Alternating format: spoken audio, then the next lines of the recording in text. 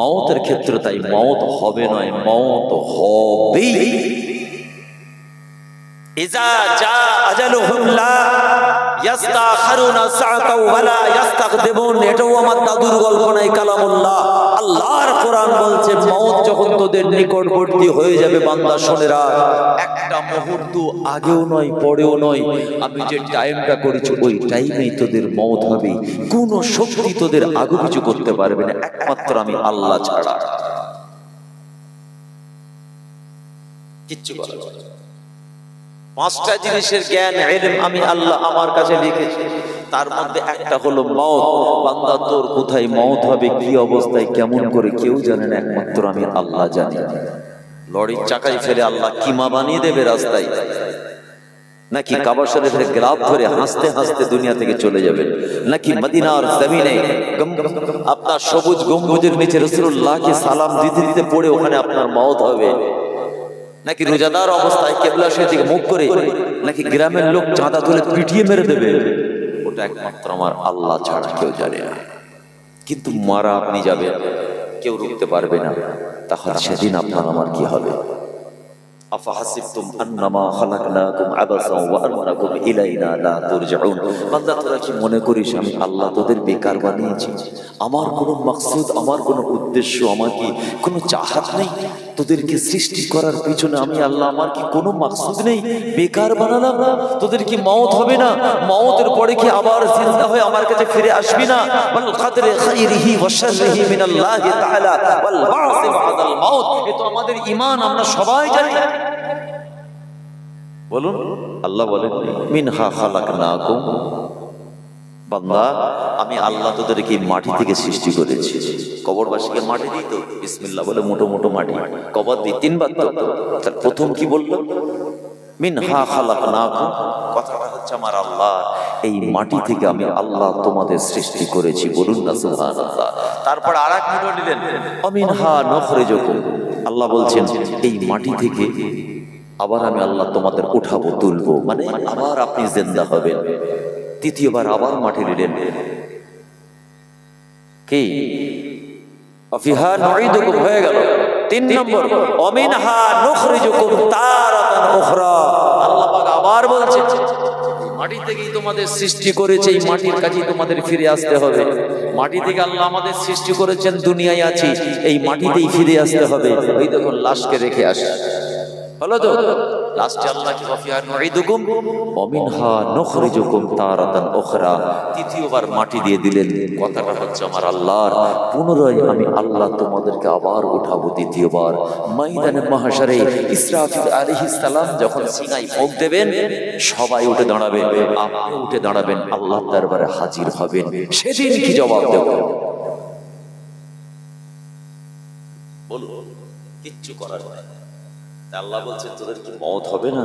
মওতের পরে কি তোরা আবার আমার কাছে ফিরে আসবি না? ও আন্নাকুম ইলাইনা লা তুরজাউন। কিন্তু আমাদের এমন মনে হচ্ছে, যেন মনে হচ্ছে আমাদের আর মওত হবে না। এত সহজে যুবক ছেলে তো তৈরি আছে, আমার সঙ্গে একমত হবে না, কিন্তু কোরআন বলছি আমি, আমার কথা নয়, যে কোনো মুহূর্তে মওত। এখান থেকে বাড়ি ফিরে যাবেন গ্যারান্টি নেই। বলে হুজুর আপনি, আরে আমি তো আরো দূরে, এখান থেকে নামবো তার গ্যারান্টি নেই। এটাই হচ্ছে জিন্দেগি। তাহলে যার এক সেকেন্ডের গ্যারান্টি নেই দুনিয়াতে, তার এত অহংকার, রিয়া, তাকাব্বুরি, ওয়াহিয়াতি, নোংরামি, খারাপি, বদ চরিত্র, বদ আখলাক, বদ খাসলাত কেন? নামাজ নেই, রোজা নেই, ঈমান নেই, শরীয়ত নেই, কোরআন নেই, পাক নাপাকের জ্ঞান নেই, রাসূলুল্লাহর নীতি আদর্শ সুন্নাত নেই, হক নেই, নাহক নেই, ন্যায় নেই, অন্যায় নেই, সত্য নেই, মিথ্যা নেই, ইনসাফ নেই, আদল নেই, ইউনিটি নেই, একতা নেই, ইত্তেহাদ নেই। কিসের জন্য আপনি মুসলমান? কে আপনাকে বলেছে মুসলমান? এ তো মাথায় টুপি দিয়ার নাম মুসলমান নয়। নামের আগে মুসলমান মুহাম্মদ লেখার নাম মানে তো মুসলমান নয়। মাথায় টুপি দিয়েছেন, জুব্বা পড়েছেন, হাতে তসবিহ মানেই তো মুসলমান নয়। What is the definition of Islam? দিন শরিয়াত।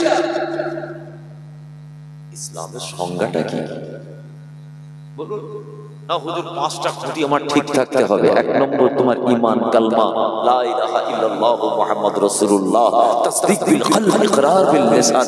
দুই নম্বর নামাজ, তিন নম্বর রোজা। এই তিনটে তোমার ঠিক আছে কি? পয়সাওয়ালাদের আর দুটো, হজ কুরবানি, হজ যাকাত কুরবানি, বেশি দিলাম একটা, হজ যাকাত হয়ে গেল 5টা, আর একটা দিলাম কুরবানি, এই 3টে আমি ছেড়ে দিলাম। প্রথম 3টে তোমার ঠিক আছে? বলো তাহলে কিসের এত মারামারি, কিসের এত অহংকার, কি শরীয়ত দেখা পড়ে?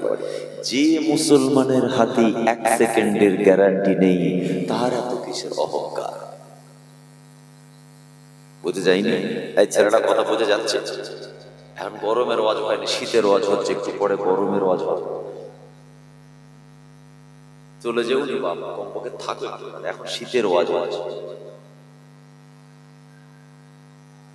যার 1টা মিনিট সময়ের গ্যারান্টি নেই, সে আবার কিসের মস্তান দুনিয়াতে?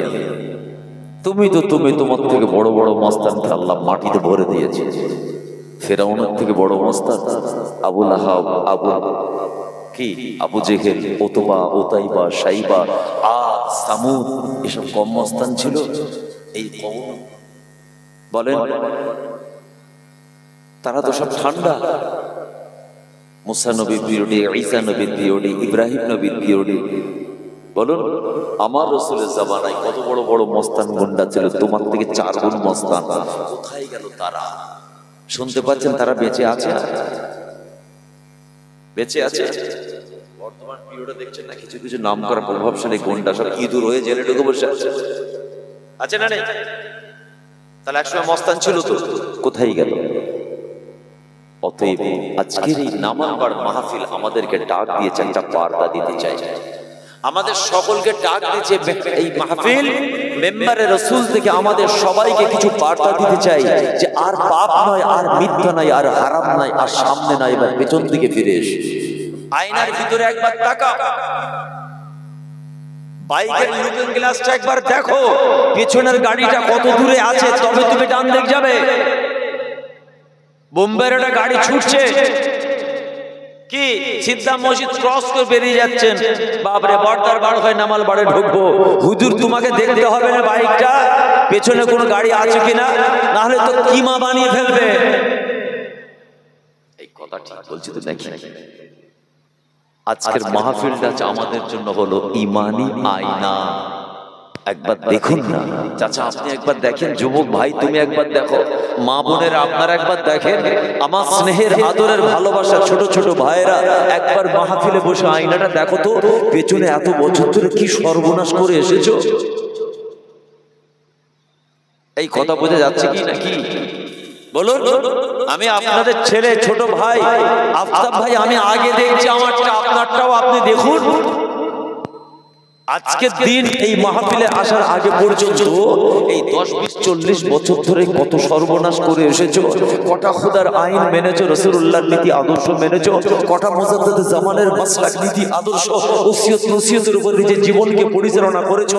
জি, আল্লাহর জমিনকে কেমন করে অপবিত্র করেছো, মানুষের প্রতি কেমন অত্যাচার অবিচার করেছো, নিজের স্ত্রী বাচ্চা বাবা তাদের হক তালফি কেমন করে করেছো, প্রতিবেশীর হক কেমন করে হক তালফি করেছো। আজকের আয়না বেহেশতের বাগান আমাদের সামনে ধরা হয়েছে, একবার দেখো।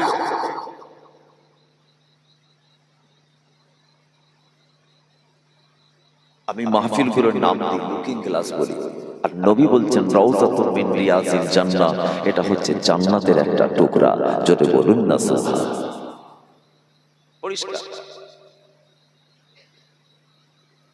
যা হয়েছে আর আসুন তওবা করি, পরিবর্তন হয়ে ফিরে আসি। আল্লাহ বলেছেন একটা দরওয়াজা তোমাদের জন্য খুলে রেখেছি। এই শুনছেন, আমার আল্লাহর গজবের থেকে রহমতটা অনেক বড়। জোরে বলেন, একটু জান ভরে বললেন না সুবহানাল্লাহ। আল্লাহর গজবটা যত বড়, যদি এতটুকু হয় মনে রাখবেন আমার আল্লাহর রহমতটা 1000 গুণ বেশি। সুবহানাল্লাহ বলেন। অতএব আসেন ফিরে আসে।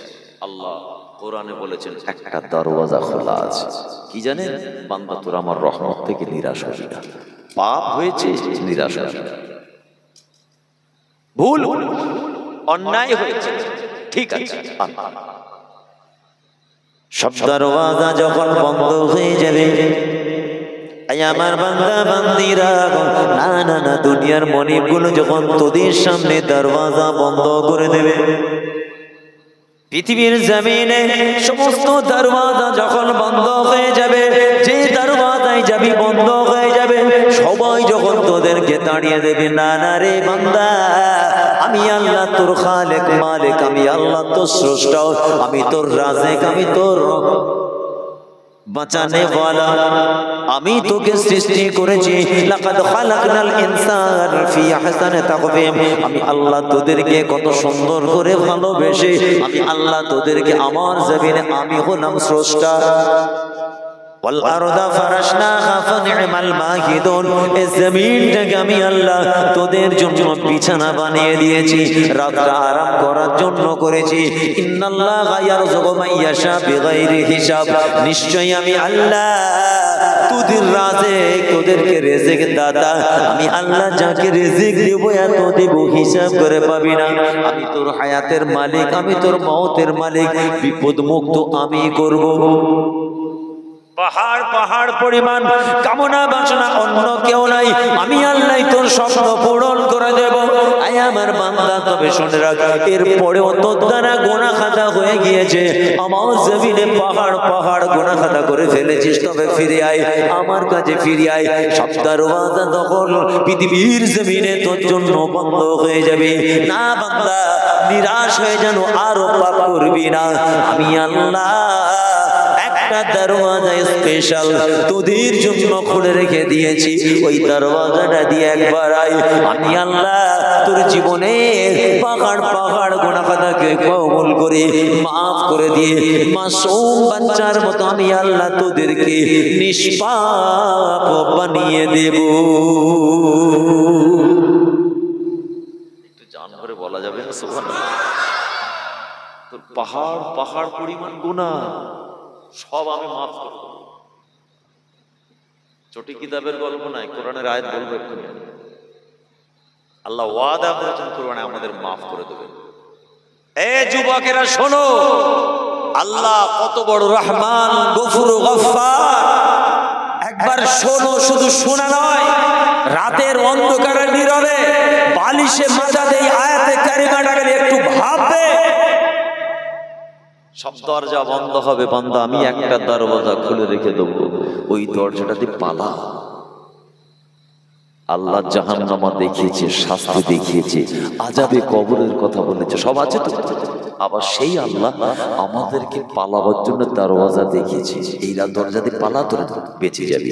সুবহানাল্লাহ বললেন না? ঠিক কিরকম জানেন, পরীক্ষার হলে কোশ্চেন দেওয়া হয়েছে, পরীক্ষার হলে ছেলে মেয়েদের হাতে কোশ্চেন দেওয়া হয় তো, 3 ঘন্টা সময়, কেউ কারোর দিকে তাকাবে না, মোবাইল বার করবে না, 2 নম্বরই করবে না, খাতা ক্যান্সেল। খাতা দেওয়া হয়েছে, মাস্টাররা গার্ড দিচ্ছে, ছাত্র ভয়ে ভয়ে নিচ্ছে। বলুন, এবার সেই মাস্টার যদি এসে বলে এই ঘাড় ঘোরাবে না, তারপরে বললো এলা উত্তর পেপার, দেখে দেখে নোট করে লিখে দাও, কেমন হবে? এই কথা বলেন কেমন হবে? খুব কড়াকড়ি গার্ড চলছে পরীক্ষার হলে, কিছুক্ষণ পরে সেই গার্ডরা এসেই বললো এলা উত্তর পেপার, খালি দেখে দেখে টুকে দাও, সব পাস করে যাবে। কেমন লাগছে? আরে হাসছো, কেমন লাগছে? ঠিক তেমনই যে আল্লাহ জাহান্নামের ভয়ঙ্করের কথা কোরআনে বলেছেন, কঠিন আযাব শাস্তির কথা বলেছেন, আযাবের কবর, ময়দানে মাহশার কঠিন অবস্থার কথা বলেছেন। অবশ্যই আল্লাহ বলছেন একটা দরওয়াজা আছে বান্দা, তোরা ওটা দিয়ে একবার আয়, তোদের জীবনের গুনাহ মাফ করে দেবো। বলুন না কোন আয়াতে কারিমা আপনার আমার পীর মুর্শিদ জামানার মুজাদ্দিদ বলেছিলেন, আমার আল্লাহ পাক আল্লাহ রাব্বুল আলামিন এই আয়াতে কারিমাটা যদি কোরআনের মধ্যে নাজিল না করতেন, বাবারা আমি তোমাদের পীর আবু বকর বুকটা ফেটে মারা যেতাম বাবা। কোন আয়াতে কারিমা শুনলেন? আল্লাহ পাক কোরআনে পরিষ্কার জানিয়েছেন, লা তাকনাতু মির রাহমাতিল্লাহ ইন্নাল্লাহা ইয়াগফিরুয যুনুবা জামিআ ইন্নাহু হুয়াল গফুরুর রহিম। ইয়া আইয়ুহাল্লাযীনা আমানু তুবু ইলাল্লাহি তাওবাতান নাসুহা।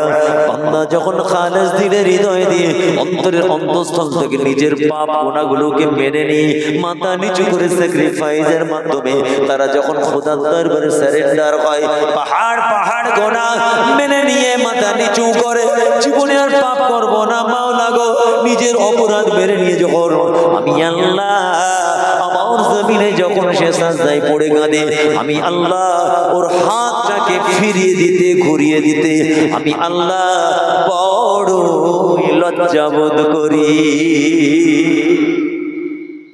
এইটা হচ্ছে বাবুত তাওবা, বাঁচার দরজা, তওবার দরওয়াজা। লা তাকনাতু মির রাহমাতিল্লাহ। আল্লাহ পাক কত সুন্দর আমাদের সান্ত্বনা দিচ্ছেন। দেখো তিনি কত বড় করিম, কত বড় গফুর ও গফফার। আমার আল্লাহ কত বড় দয়াবান। দেখুন আমার আল্লাহই তো আমাদের স্রষ্টা। দুনিয়ার কোনো মানুষ আমাদের বানায়নি, দুনিয়ার কোনো মানুষ আমাদের খাওয়ায়নি, দুনিয়ার কোনো মানুষ আমাদের বিপদ মুক্ত করেনি, দুনিয়ার কোনো মানুষ আপনার আমার বাবার হেফাজত করেনি, দুনিয়ার কোনো মানুষ আপনাকে আমাকে কঠিন অবস্থা থেকে বাঁচায়নি। না না, একমাত্র আল্লাহ আপনাকে আমাকে বিপদ মুক্ত করেন। মাওলা জীবনে গুনাহ করেছি, পাপ করেছি, স্বীকার করে নিয়েছি, খালেস দিলে তওবা করেছি। এই তওবা যদি একবার আল্লাহর জমিনে সাজদায় পড়ে তওবা করে কাঁদতে পারেন, আল্লাহর আরশ পর্যন্ত কাঁপতে থাকে। আমার আল্লাহ বলেন আমার ওই গুনাহগার সিয়াকার খাতাকার বান্দার পাপটা আমি আল্লাহ ক্ষমা করে না দেওয়া পর্যন্ত আমি আল্লাহ নিজে বড় লজ্জাবোধ করি। পরিষ্কার, এটাই হচ্ছে আমাদের বাঁচার রাস্তার দরওয়াজা। বললাম না পরীক্ষার হলে আবার মাস্টার উত্তর পেপার দিয়ে দিচ্ছে, লাও এগুলো দেখে দেখে উত্তর দিয়ে দাও। যে আল্লাহ কোরআনে জাহান্নামের কঠিন ভয়ঙ্কর অবস্থার কথা বলেছেন, বাপ মাকে কষ্ট দিলে এই শাস্তি, সুদ খেলে এই শাস্তি, ঘুষ খেলে এই শাস্তি, ব্যভিচার করলে এই শাস্তি, বাপ মাকে